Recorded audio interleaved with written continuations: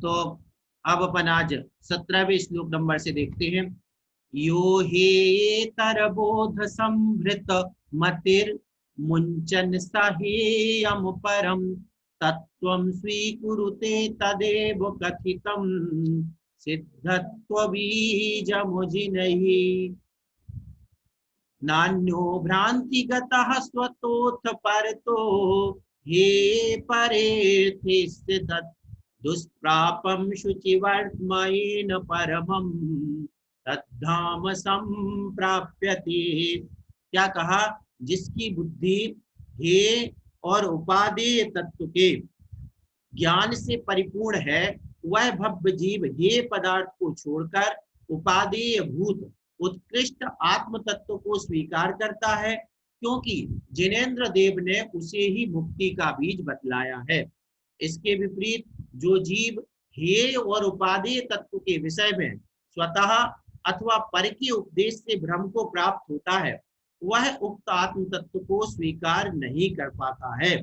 इसलिए उसके लिए वह निर्मल मोक्ष मार्ग दुर्लभ हो जाता है, जिसके की द्वारा वह उत्कृष्ट मोक्ष पद प्राप्त किया जाता है। प्रकरण सिद्ध स्तुति का है। अब सिद्ध स्तुति में शुद्ध तत्व की बात है, सिद्ध क्योंकि पूर्णतः शुद्ध है। यहाँ पे बात यही कही जा रही है कि हे और उपादेय के ज्ञान सहित होना चाहिए व्यक्ति को, उसी आत्मा का कल्याण हो सकता है जिसे हे और उपादेय की बुद्धि हो।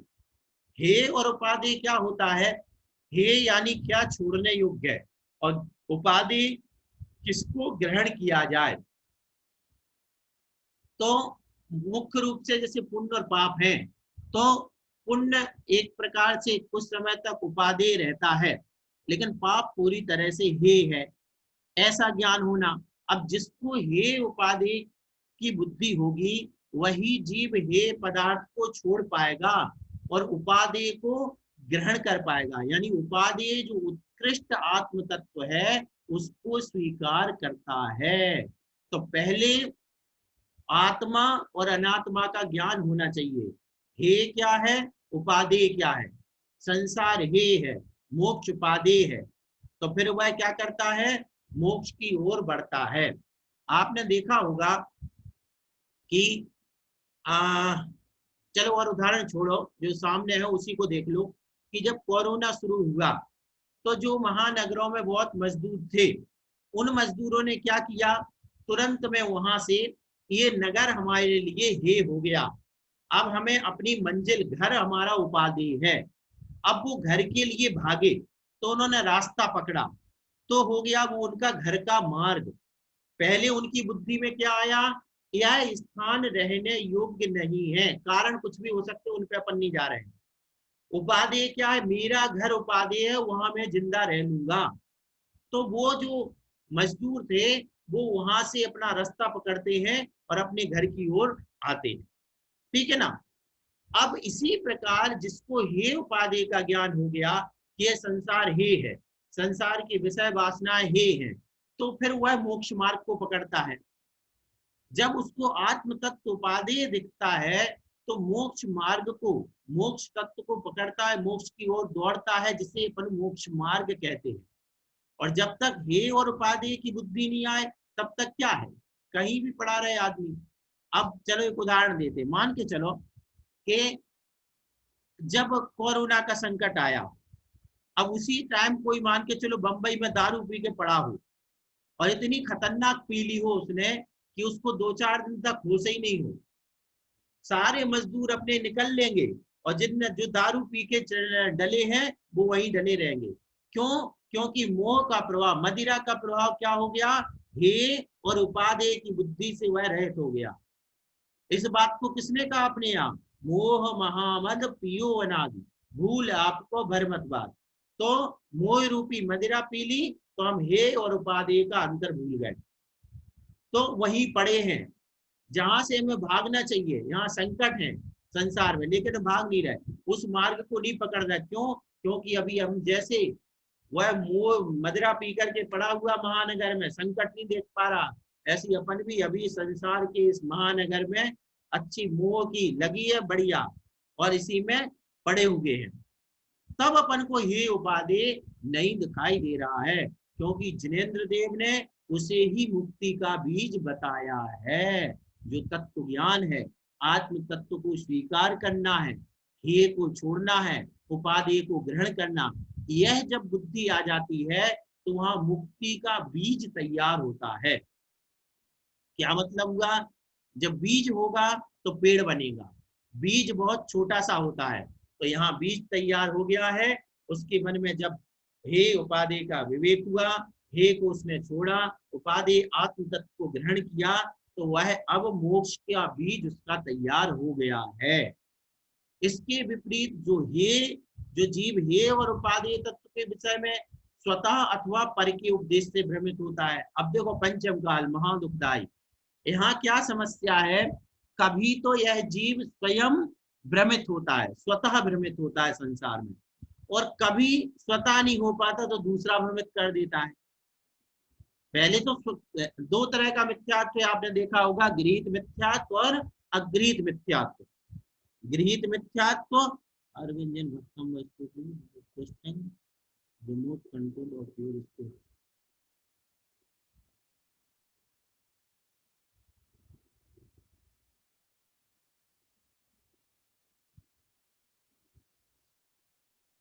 अरे अभी तो देखो, अब मैं क्या कह रहा था कि एक तो अगृहीत मिथ्यात्व और गृहीत मिथ्यात्व है। अगृहीत मिथ्यात्व में क्या हो गया? अगृहीत मिथ्यात्व में खुद ही भ्रमित भ्रमित होता है, खुद ही सात तत्वों के प्रति विपरीत श्रद्धान करता है। और गृहीत मिथ्यात्व में क्या होता है? दूसरे के उपदेश सुन करके भटक जाता है। दो तरीके के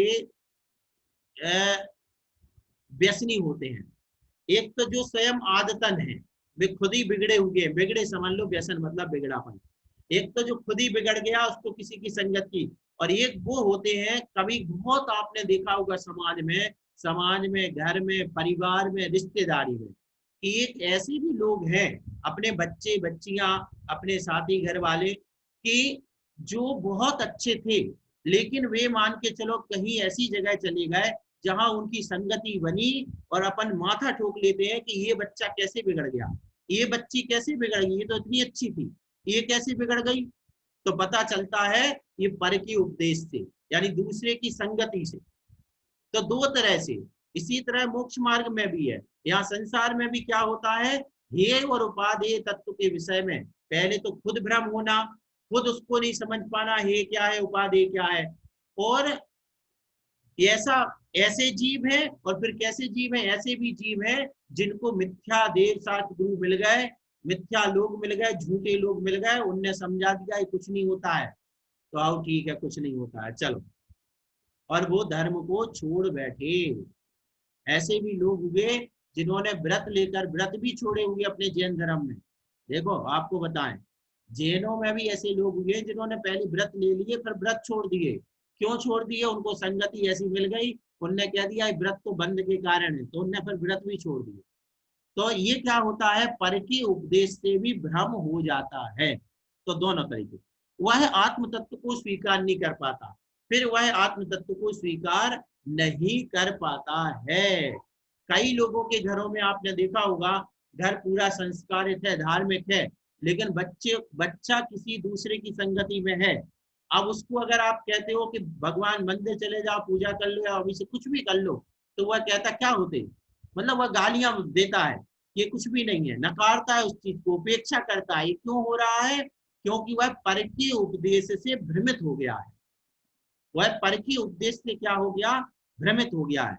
इसलिए उसके लिए वह निर्बल मोक्ष मार्ग दुर्लभ हो जाता है, जिसके की द्वारा उत्कृष्ट मोक्ष पद प्राप्त किया जा सकता है। जिसके द्वारा यह जो उत्कृष्ट मोक्ष मार्ग है वह प्राप्त होता है, मोक्ष पद।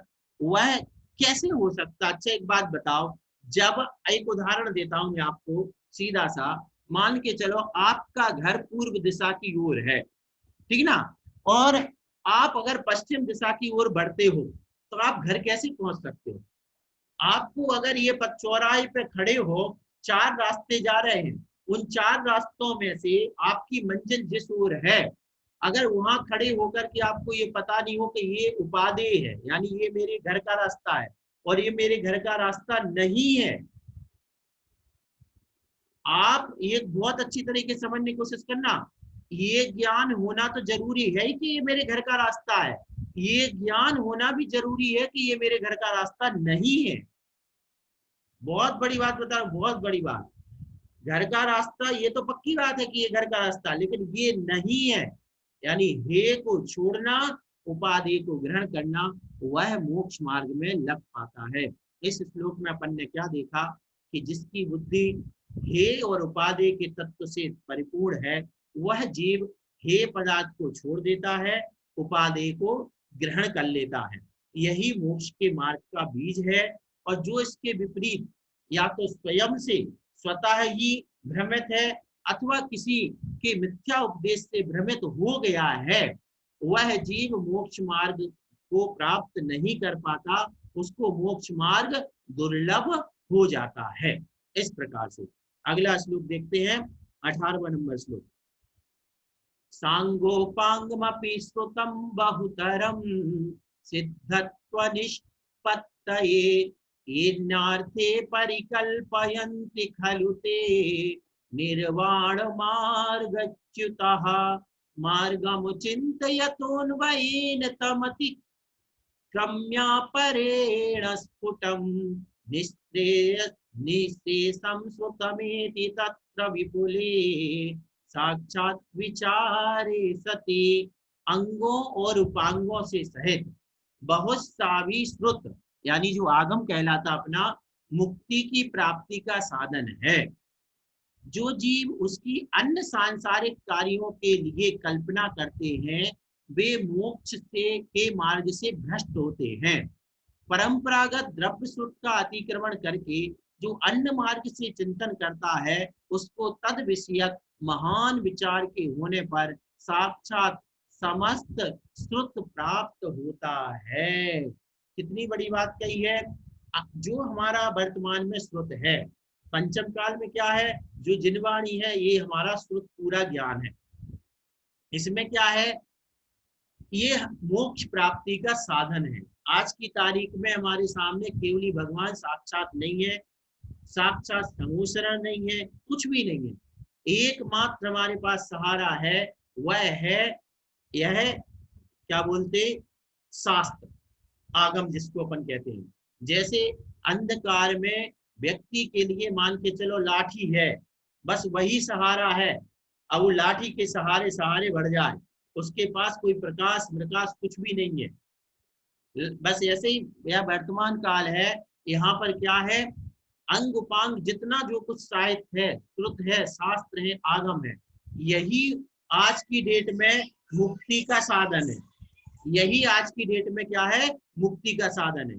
और जो जीव उसकी अन्य सांसारिक कार्यों के लिए कल्पना करती है, अब ध्यान से देखना, जो श्रुत है उस श्रुत में से जो अपना द्रव्य श्रुत है, शास्त्र है, उसको जो सांसारिक कार्यों की कल्पना करते हैं, उससे मान के चलो कोई तंत्र मंत्र तंत्र कुछ भी मान के दुनियादारी का काम निकालना चाहता है कोई व्यक्ति, शास्त्रों में एक खोजे। अब मान के कोई शास्त्र खोले तो कई तरीके के लोग देखे, हमने भी देखे हैं, अभी बताता हूं मैं। अब मान के चलो ये मूलाचार है, अब मूलाचार को खोला किसी ने, अब उसमें मान के चलो किसी के बच्चे का विवाह नहीं हो रहा था, अब वो बिल्कुल ध्यान से देख रहा, यूं देख रहा बिल्कुल जैसे अपन भी नहीं देखे, महाराज भी नहीं देखे, बिल्कुल यूं एक एक अक्षर को देख रहा कि कहीं बेटे का विवाह कैसे हो सकता है, इसका कोई मंत्र मिल जाए। तो ये क्या हो गया, ये हो गया उसके सांसारिक कार्यों के लिए कल्पना। वह क्या कर रहा, खोले शास्त्र है, लेकिन वह उसमें से संसार ढूंढ रहा है, संसार ढूंढ रहा है। तो वे क्या होते, वे मोक्ष मार्ग से भ्रष्ट हो जाते। एक कोई हम लोगों के मिलने में था, तो वो क्या करता था, आपने भी प्रथमान योग के शास्त्र पढ़े होंगे, तो प्रथमान योग में हर प्रकार का रस हुआ करता है। उसमें वीर रस भी होगा, तो उसमें हास्य भी होगा, तो उसमें श्रृंगार रस भी होता है। अब क्योंकि वो उस समय की प्रथा थी, उस समय की परंपराएं और पुराण की एक विधा होती है, तो श्रृंगार रस, तो वो लड़का क्या करता था, उस पूरे जैसे मैं को पद्म पुराण लिया, उसको कोई मतलब नहीं पद्म पुराण से, ना उसको राम से मतलब है ना सीता से मतलब है। उसका मतलब एक ही है कि वहां पे श्रृंगार रस कहाँ मिलेगा, जो प्रेमी प्रेमिका जैसा राजा रानी का प्यार, बस वो उस प्रसंग को उसको पढ़ना है। और अगर आप देख लो उसको तो ऐसा लगेगा कि जैसे बिल्कुल उस शास्त्र को बिल्कुल पूरा आत्मा में उतारने वाला हो। लेकिन खोज क्या कर रहा है वह, उसमें से संसार खोज रहा है। तो दो लाइनें आपने सुनी होंगी कि मन मेला तन उजरा या बगुले की टेक, या से तो कौआ भला भीतर बाहर एक। बगुला होता है उसका ध्यान बिल्कुल ऐसे लगता है जैसे बिल्कुल भगवान आत्मा का ध्यान कर रहा हो, लेकिन उसका ध्यान कहाँ होता है, मछली पर। तो ऐसे ही कोई शास्त्र खोले है, अगर शास्त्र का कर रहा और वह ये सांसारिक कार्यों की सिद्धि करना चाह रहा, तो उसको मोक्ष मार्ग नहीं मिलेगा, वो मोक्ष मार्ग से भ्रष्ट होगा। परंपरागत द्रव्य स्रोत का अतिक्रमण करके जो अन्य मार्ग से चिंतन करता है, उसको तद विषयक महान विचार होने के साक्षात समस्त सुख प्राप्त होता है।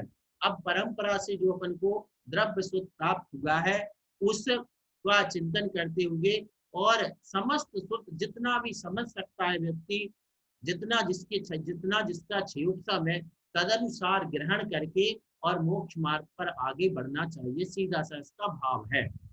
तो क्या मतलब हुआ, इस श्लोक से अपन ने क्या देखा कि जो श्रुत है, आगम है, वह मुक्ति का साधन है। लेकिन अगर उस आगम में तो कोई संसार की चीजें खोजता है, कल्पना करता है, तो वह मोक्ष मार्ग में नहीं बढ़ पाएगा। इसलिए क्या करना चाहिए जीव को, इस शास्त्र के माध्यम से अपने कल्याण के मार्ग को यानी मोक्ष मार्ग पर लग करके मोक्ष को प्राप्त करना चाहिए। अगला है 19वां नंबर छंद। निःशेषश्रुत संपदः शमनिधे राराधनायाः फलम् प्राप्तानां विषये सदैव सुखिना मल्पैव मुक्तामनाम् उक्ता भक्तिवशान्मयाप्य विदुषा या सापि गीहि साम्प्रतम् निःश्रेणिर्भवतादनन्त सुख तत् धामारुरोक्षोर्मम्। जो समस्त श्रुत रूप संपत्ति से सहित और शांति के स्थान भूत ऐसे आत्म तत्व की आराधना के फल को प्राप्त होकर शाश्वतिक सुख को पा चुके हैं, ऐसे उन मुक्त आत्माओं के विषय में मुझ जैसे अल्पज्ञ ने जो भक्ति बस कुछ थोड़ा सा कथन किया है, वह अनंत सुख से परिपूर्ण उस मोक्ष रूपी महल के ऊपर आरोहण की इच्छा करने वाले ऐसे मेरे लिए निश्रेणी सैनी के नसैनी के समान हुए। इतनी अच्छी बात की। अब जो आचार्य पद्मनंदी महाराज हैं, वे अपनी स्वयं की बात कह रहे हैं। क्या कह रहे हैं कि जो समस्त सुखरूप संपत्ति से सहित और शांति के स्थान भूत ऐसे आत्म तत्व की आराधना के फल को पा चुके हैं।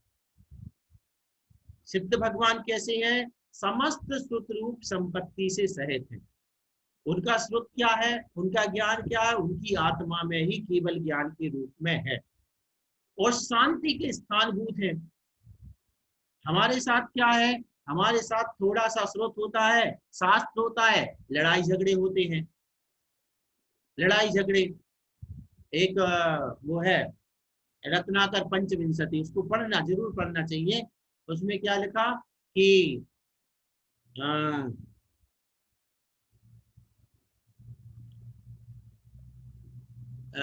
झगड़ा मचाने के लिए मम जीव पर विद्या बसी, निर्लज्ज होकर हे प्रभु कितनी उड़ाऊं अपनी झगड़ा धर्म उपदेश धर्मों जग को रिझाने के लिए उपदेश धर्मों का दिया। ऐसा बहुत अच्छा उसमें लिखा कि ये जो झगड़ा मचाने के लिए मम जीव पर विद्या बसी, विद्या ज्ञान जो हो गया है, क्यों हो गया, बोले ऐसा लगता जैसे मैं झगड़ा मचाने के लिए। तो सिद्ध भगवान कैसे हैं, समस्त सुख उनके पास है लेकिन शांति के साथ। अब उनके पास क्या है, शांति, परम शांति है। और अपन हमारे यहाँ क्या देखा जा रहा है अभी वर्तमान में, थोड़ा सा ज्ञान भी लड़ाई झगड़े का कारण बन रहा है। फेसबुक खोल लो, व्हाट्सएप खोल लो, आपको हर दिन एक ना एक लड़ाई झगड़ा मिलेगा। कि ऐसा फलाना ये है, फलाना वो पूज्य वो अपूज्य और ये है और वो है, दुनिया भर के यही देखते रहो। तो थोड़ा सा ज्ञान ऐसा अशांति का कारण बनता है, और जो समस्त सुख रूप संपत्ति है, केवल ज्ञान है, वह शांति का कारण है। तो आत्म तत्व की आराधना के फल को उन्होंने प्राप्त किया किस रूप में? शाश्वत सुख के रूप में। ऐसी मुक्त आत्मा के विशेषण क्या दिए? श्रुत संपत्ति रूप है, शांति के स्थान भूत है, और आराधना के फल रूप शाश्वत सुख को प्राप्त करने वाले। यहाँ पे मुक्त आत्मा के 3 विशेषण दिए, श्रुत रूप संपत्ति वाले, शांति सहित, और आराधना के फल रूप शाश्वत सुख वाले। अब इसमें कर ले, शॉर्ट में कर ले, तो श्रुत रूप संपत्ति, शांति और शाश्वत सुख रूप ये मुक्त आत्मा होती है, सिद्ध आत्मा। उनके विषय में मैंने जो कुछ भी कहा इस सिद्ध स्तुति में, वह भक्ति बस कहा है, थोड़ा सा कथन किया है। वह अनंत सुख से परिपूर्ण उस मोक्ष महल के ऊपर आरोहण करने वाली, मैं कैसा हूं, मैं क्या चाहता हूं कि वही सुख मुझे मिले। और यह जो मैंने कथन किया है, यह किस काम आवे? मेरे इस काम आवे, यह मुझे सीढ़ी की तरह काम आवे। कहाँ जाने के लिए? मोक्ष तक पहुंचने के लिए मुझे सीढ़ी की तरह काम आए। सोचो कभी, अगर अपन ने कोई शास्त्र लिखा हो, या किसी शास्त्र का स्वाध्याय किया हो, या स्वाध्याय कराया हो, या कुछ भी किया हो, उसके बाद अपने मन में क्या विचार आता है, ये अपन को सोचना है। आचार्य पद्मनंदी महाराज जी ने अपनी विचार रख दिया। उन्होंने कह दिया कि ऐसी जो सिद्ध भगवान है, जिनकी मैंने स्तुति करी है, मैं चाहता हूं इस भक्ति के बस से मैंने जो थोड़ा सा कथन किया है, बस इसका फल मुझे ये मिल जाए कि यह सीढ़ी प्राप्त हो जाए, जिस सीढ़ी से मैं मोक्ष मार्ग तक पहुंच जाऊं। अब अपन को ये देखना है कि अपन कोई भी स्वाध्याय करते, लिखते, पढ़ते कुछ भी है, उसका अपन क्या इच्छा रखते हैं। मैच करना है, पद्मनंदी महाराज जी से मैच जरूर करिएगा, हम भी करेंगे, आप भी करना, सही सही ईमानदारी से, क्योंकि पूछने से काम नहीं चलेगा। पूछोगे तुम, आप पूछोगे तो हम भी सही नहीं बता पाएंगे, और हम पूछेंगे तो आप भी सही नहीं बता पाओगे। ये अंदर की बातें हैं, तो आपके अंदर की बात आप जानते हो, हमारे अंदर की बात हम जानते हैं। अब इसलिए विचार करना है कि अपन क्यों पढ़ रहे हैं, ठीक है ना। उन्होंने बता दिया पद्मनंदी महाराज ने कि बस मुझे इसका ये फल मिल जाए, ऐसी सीढ़ी मिले जिससे मैं मोक्ष महल तक पहुंच सकूं। श्रेणी यहाँ पे शब्द दिया है, तो श्रेणी का अर्थ अपन एक और कर सकते हैं। यहाँ पर संस्कृत में भी मैंने देख लिया, निश्रेणी भुगता, है ना, कि मतलब क्या होता, छाई छपक श्रेणी होती है, एक उपसम श्रेणी होती है, एक छपक श्रेणी होती है। तो छपक श्रेणी से क्या होता है? सीधा मोक्ष प्राप्त होता है। तो यहाँ उनकी भावना यही है महाराज की कि मुझे छपक श्रेणी प्राप्त हो जावे। एक श्लोक और देखते हैं। विश्वमुपश्यति वेत्ति शर्म लभते सोत्पन्नमात्यन्तिकं नासोत्पत्तियुतं तथाप्य विचलम् मुक्त्यर्थिनां मानसे एकीभूतमिदं वसत्यविरतं संसारे भारोज्झितं शान्तं जीव घनं द्वितीयरहितं मुक्तात्म रूपम महः। आत्यांतिक सुख को प्राप्त करता है, नाश व उत्पाद से युक्त होकर भी निश्चल ध्रुव है, मुमुक्षु जनों के हृदय में एकत्रित होकर निरंतर रहता है, संसार के भार से रहित है, शांत है, सघन आत्म प्रदेशों स्वरूप है तथा असाधारण है। अरे पूरा अर्थ नहीं आया श्लोक का यहाँ पे, हाँ पूरा अर्थ नहीं आया, देखते हैं अपन। विश्वम पश्यति यानी विश्व को देखता है, समस्त विश्व को देखता है, यानी जो सिद्ध भगवान है उनके ज्ञान में समस्त विश्व दिखता है। फिर वेत्ति शर्म लभते, है ना, तो शर्म मतलब होता सुख, तो इनको कैसा सुख है? शर्म लभते सोत्पन्नम आत्यंतिकम, मतलब कि जो प्योर सुख है वह उनको प्राप्त है। अच्छा, एक ही अवसर थी हुआ था, विश्वम पश्यति का अर्थ नहीं था, ठीक है ना। तो विश्व को देखते हैं, एक यहाँ पे अपन को यहाँ पे जोड़ना पड़ेगा पहले पहले में, शुरू शुरू में, यानी कि संपूर्ण विश्व को देखते हैं, जानते हैं, और सुख को प्राप्त कर लिया है। ना स्व उत्पाद उत्पाद व्यय संयुक्ता, उत्पाद व्यय से सहित होने पर भी निश्चल है, ध्रुव है। यानी सिद्ध भगवान की उत्पाद व्यय ध्रुव होने के बाद भी वे ध्रुव है, उनका कभी भी नाश होने वाला नहीं है। और यहाँ पे ध्रुव का अर्थ एक और अपन लगा सकते हैं कि उनकी जो पर्याय है वह सिद्ध पर्याय बदलने वाली नहीं है। मुमुक्षु जनों के हृदय में एकत्रित होकर निरंतर रहता, जो मुमुक्षु यानी मोक्ष को चाहने वाले लोग हैं, उनको क्या है, उनको मुक्त्यर्थीना, मुक्ति को चाहने वालों के हृदय में भी रहते हैं। आप देखना कभी भी मुनिराज अपनी जब भक्ति करते हैं तो सबसे पहले सिद्ध भक्ति करते हैं। कोई भी काम करते अपने साधु, आप गौर कर लेना, कभी भी कोई भी काम करेंगे तो पहले सिद्ध भक्ति करते हैं। क्यों सिद्ध भक्ति करते हैं? क्योंकि उन्हें सिद्ध बनना है। तो सिद्ध बनने वाले जो जीव हैं वे सिद्धों को हमेशा हृदय में धारण किया करते हैं। तो जन जो मुमुक्षु जन है, मुक्त चाहने वाले, उनके हृदय में एकत्रित होकर रहता, संसार के भार से रहित है। संसार के भार से, कितनी अच्छी बात है। इन देखो ये जो लिखे हैं बहुत सामान्य है, अगर मैं भी अकेला पढ़ूंगा ना तो मुझे भी वही है जो लिखा है वो ठीक है। लेकिन अब जब अपन इतने लोग पढ़ रहे हैं, इसका अंतर क्या पड़ता, लोग समझते नहीं है। देखो जब अपन सामूहिक स्वाध्याय करते हैं, जैसे अभी मान के चलो बाई चांस मिला जुला के मान के अगर अपन 40 लोग सामने हैं, तो 40 लोगों का पुण्य चल रहा है। यहाँ पर गौर करना इस बात को जो मैं कह रहा हूँ, अभी 40 लोगों का पुण्य काम कर रहा है, मेरा काम नहीं कर रहा है। मैं अकेला पढ़ूंगा तो ये बातें नहीं आएंगी जो अभी आ रही हैं, गारंटी से लिख के दे रहा हूं मैं क्या, अगर मान के चलो कोई आचार्य परमेष्ठी भी अकेले स्वाध्याय कर रहे हैं तो उनका स्वाध्याय अकेले के पुण्य से उतने से होगा। और अगर मान के चलो 100 लोगों के साथ में स्वाध्याय कर रहे हैं तो उनका भी पुण्य वहां से उनको बुलवाएगा। बहुत बड़ी बात है, बहुत बड़ी बात। भाभी भागन बच जोगे बसाए, अपने यहाँ तीर्थंकरों तक के लिए लगाया गया। तो कितनी बड़ी बात। तो अब जो अपन, अब ऐसी तो कभी विचार ही नहीं आते जैसे अभी स्वाध्याय करते समय आ रहे हैं। अब देखो संसार के भार से रहे थे, अपन के साथ क्या होता है, अरे यार भाई यार हमारे पास बहुत काम है, हमारे ऊपर कितना भार आ गया दुनिया का, थोड़ा सा काम आ जाए तो अपन क्या कहते हैं, अरे इतना भार है क्या करें कैसे निपटा, इतना काम आ गया है। तो सिद्ध भगवान देखो कैसी है, संसार के भार से रहे थे, पूरे तीनों लोक अलोकाकाश उनके ज्ञान में झलक रहे हैं, फिर भी वो क्या है, भार से रहे थे। और हमारे ज्ञान में क्या झलक रहा, अपना घर ही पूरा नहीं झलकता है, फिर भी हम भार से रहे थे। घर में आ जाए तो दुकान नहीं दिखती, दुकान में पहुंच जाओ तो घर नहीं दिखता है, फिर भी हम बहुत भारी हो रहे हैं।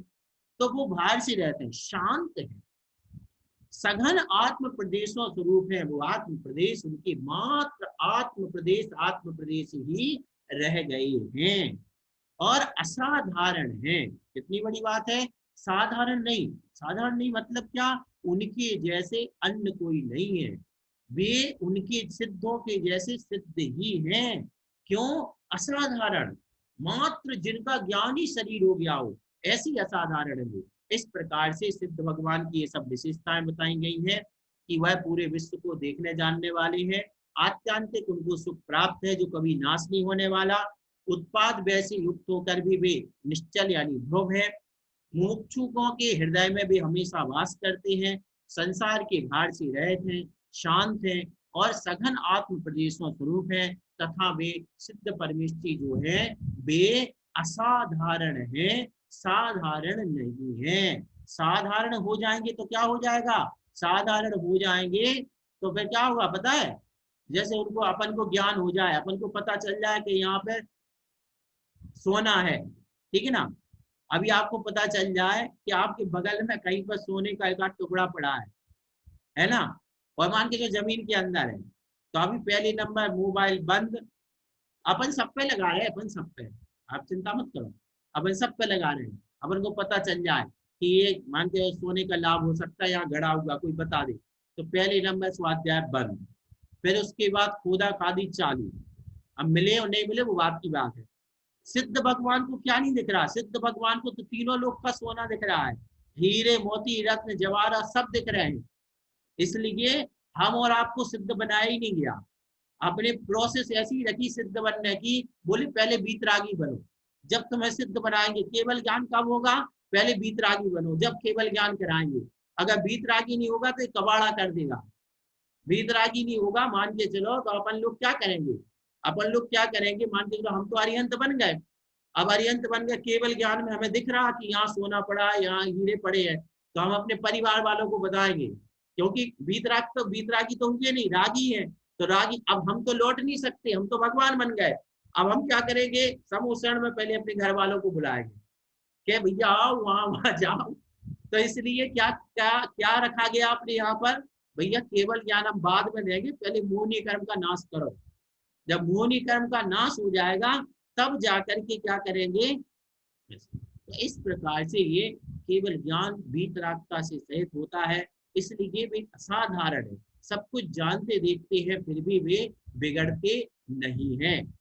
वह मोह भाव उनका, क्योंकि मोहनी कर्म का नाश हो चुका है। इस प्रकार से आप लोग जितना भी जो कुछ टाइम है उसमें पढ़ करके इसको जितना भी समझने की कोशिश करें, उतने तरीकों से अपन इसको समझ सकते हैं।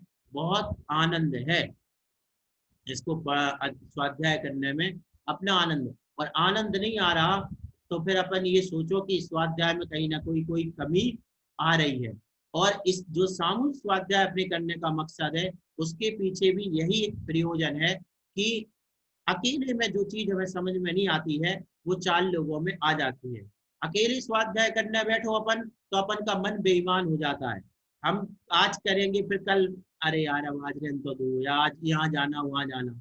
और जब सामूहिक रूप में आ गए तो चलो यार बैठते हैं, फिर थोड़ा मन लग जाता है, तो वो काम भी हो जाया करता है।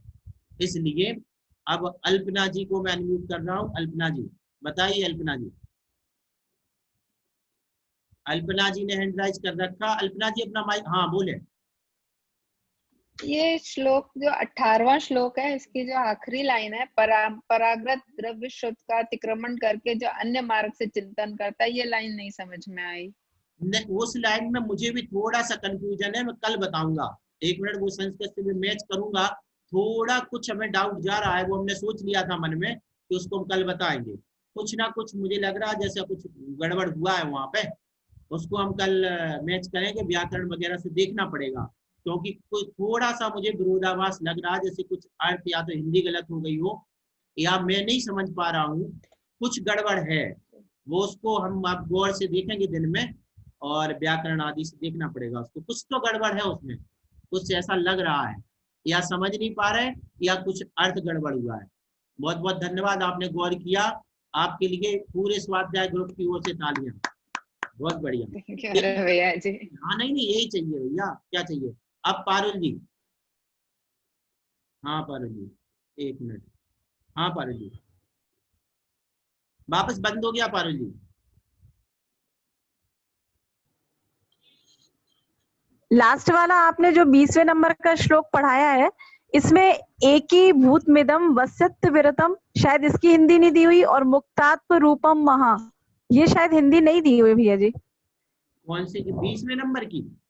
20वें नंबर में जो तीसरी लाइन है ना, एकी भूतमिदं, यहाँ तक दे दिया उन्होंने कि मुमुक्षु जनों के हृदय में निरंतर रहता है, और फिर उसके बाद एकी भूतमिदं वस्यत विरतम, फिर क्योंकि संसार बोझितम दिया है तो संसार के बाहर से रहे थे वो तो ठीक है, पर एक ही भूतमिदं वसत्य विरतम। नहीं, इसकी तो दी है, इसकी ये दी हुई है ना, एक ही भूत, एक ही एकत्रित होकर, ये लिखा ना, जनों के हृदय में एकत्रित होकर रहता है। वसती यानी रहता है, अविरतम यानी हृदय में लगातार। निरंतर। हाँ, इसका तो दिया हुआ। अच्छा, और ये मुक्तात्म रूपम महा, मुक्तात्म रूपम अहह, रूपम महा, महान है, मतलब मुक्त आत्मा का जो वह स्वरूप है वह महान है। द्वितीयम, देखो जीव धनम है ना, द्वितीय रहितम, द्वितीय रहितम यानी कि अद्वितीय है। विशुद्ध भगवान कैसे हैं? हाँ, अद्वितीय। इसका मतलब हो असाधारण। जाएगा असाधारण। मुक्तात्म रूपम, मुक्तात्मा रूप जो है जिनकी यहाँ पे चर्चा कर रहे हैं वे महा यानी महान है, ठीक ना। ठीक है भैया जी। एक सेकंड और इसका हैंड राइज है। राधा जी, हाँ राधा जी। भैया जी हम वही जानना चाह रहे थे कि हमारे फाइनल एग्जाम कब होंगे। तो एग्जाम, हाँ ये सांगानेर वाले 12 वर्षीय जो ग्रुप के वो कब होंगे थर्ड ईयर का। एग्जाम हो जाएंगे, चिंता मत करो। अभी तो दिवाली के बाद का सोचा गया है, फिर अभी डेट तो पक्की नहीं है क्योंकि किसी तरह की रिस्क नहीं ली जा सकती, कोरोना आपको पता ही है सबको। तो जब ऐसी व्यवस्था होगी जिस समय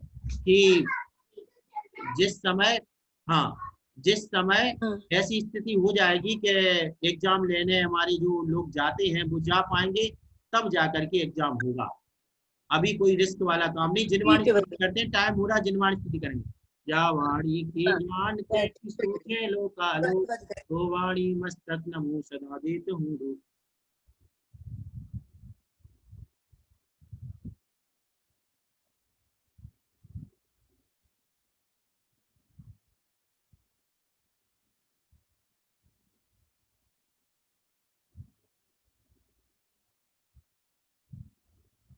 द्वादशांग जिनवाणी माता की जय। सभी को सादर जय जिनेन्द्र, शुभरात्रि। कल पुनः 7:30 बजे मिलेंगे। और वो हमने मैसेज जो किया है ग्रुप